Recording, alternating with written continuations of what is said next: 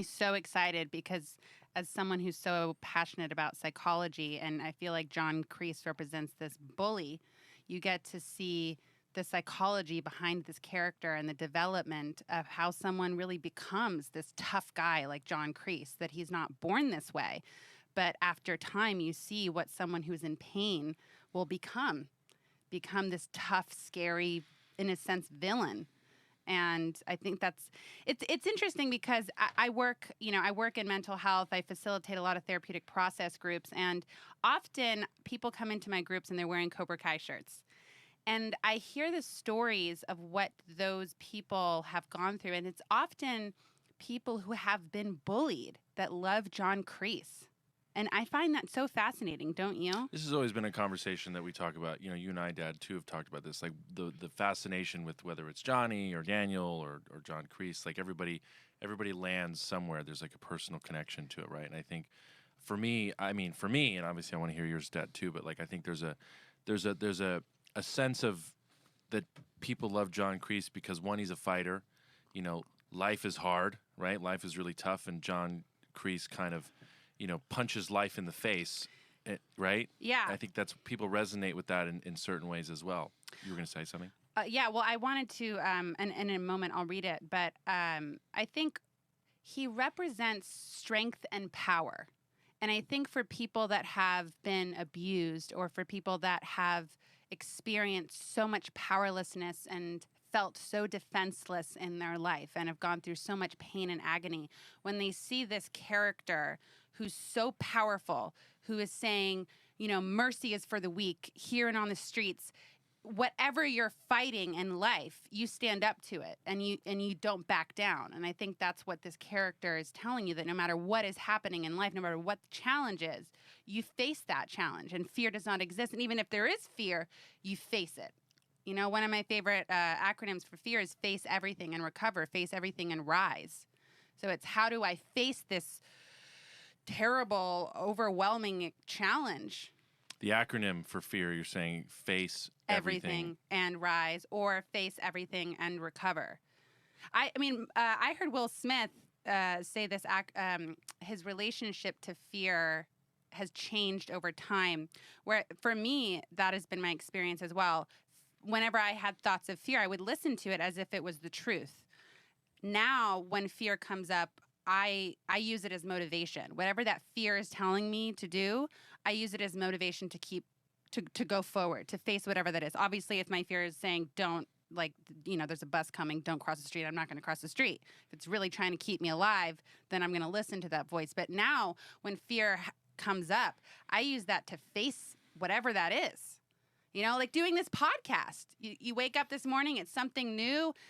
I'm excited. We've done a million podcasts before, but there's a little fear, right? But if I listen to that voice, I'm never going to do anything in my life. Totally. We were all kind of nervous in a good way, but it was like, I just want to jump into this and just start. Yeah. Right? Yeah, exactly. I mean, this character you asked me at the very beginning, and he wasn't celebrated for me ever, until I think we'd started Cobra Kai, where you got a chance to, because people thought of him as a villain, as a one-dimensional villain. And I would always defend that he wasn't a villain. He was just a misunderstood character. And you could never defend the movie, because in the movie, I've watched it many times, and, he is one-dimensional. He is somewhat of a villain, even though his moral fiber is very high. And, he is, teaching his way of mercy is for the weak. There's only one place, that's first place. There's no room for second, third, and fourth. And I've toyed with this many times as Martin Kove. Just, do I feel that way? Do I really feel that kids should not get participational trophies? Oh, such a good topic. Yeah, we've talked about this many times, and I feel I'm torn because Me too. I don't really know the answer to that. You get some child who's really, trying to be a soccer player, trying to be a baseball player, and he's just not there. Obviously, he does other things as a lot better. And he may be, an artist.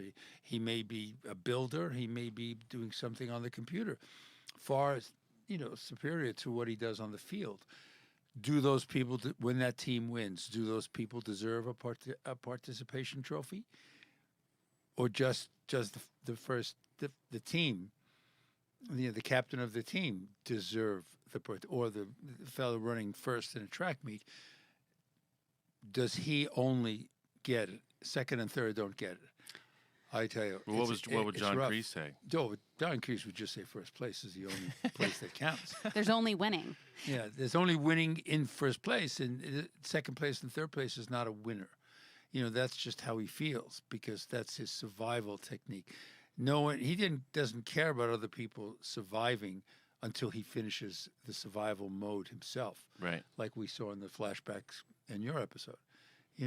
When he survives himself, then he considers other people that he can help survive, like Terry Silver and all that.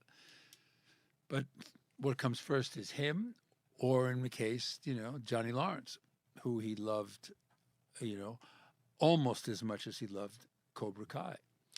Well, I think that's what you get to see in the show is the love. You really get to see the love that John Kreese has for Johnny Lawrence, and that it's a father-son dynamic. And we're definitely going to go into that a lot, why that's important for John Kreese. He doesn't have any kids of his own, and Johnny has a kid but does not have, has a estranged relationship with him. So I know we'll definitely go more into that later. But you had brought something up that I didn't know. I didn't know that Jerry Weintraub, rest in peace, Jerry, had read. You said he read an article about bullying, and then went to the writer of the movie. I think Frank Price, at the time, a man named Frank Price was the head of Columbia, and he had, during the shooting of the movie or right after, he moved to head up Universal. But Frank Price liked Robert Kamen and brought in Robert Kamen, the writer, to Jerry, and they talked about, and Jerry had the vision. And then they got John Avildsen, who had directed Rocky and Joe, and very well sustained director of underdog projects. And then they just had the right people coming in. And I have this discussion many times with Robert Kamen about that he's the star of the show. The writing is the star of the show. It's certainly in Cobra Kai, the writing is the star of the show. It's so genius. I mean, the writers of that show are so genius what they've done. The perception they have of the characters is rich, very rich.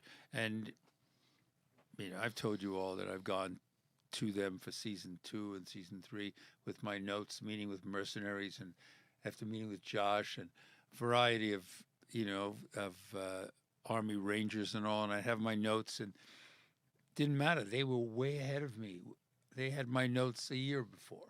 Right. They set things up they knew were going to happen way ahead. But they kept it all secret. These guys. Yeah, they didn't tell John, Josh, and Hayden, the gatekeepers of the secrets. So in a sense, I believe the writing is what constitutes success in a feature film. When the writing is, basically supplemented by special effects, then you don't get it. You just don't get. Butch Cassidy and Sundance Kid was a relationship movie. It didn't matter what these guys did; they were so good together. There was such a love love affair between these two outlaws. It was totally uncanny and unlike anything else up until 1969, when John Wayne was the Cowboy King, and occasionally Clint Eastwood as the anti-hero. But 1969 constituted Butch Cassidy and the Sundance Kid, two males who all they did was run from the Marshalls and the Pinkertons and all, and there was a love affair between these guys, and it was funny and charming and unlike any other macho Western. So I believe, and who wrote it? I believe it was William Goldman who wrote it, and he's a brilliant writer. And it's the writing. It's the writing. I tell Robert Kamen, it's the writing. You're the star of the show. He says, no. It's the chemistry between Miyagi and Daniel. And I said, forget that. I said, you're wax on, wax off. We're saying these lines 35 years later. And don't you think that it's the writing? And it says, no, it's so we differ. Because the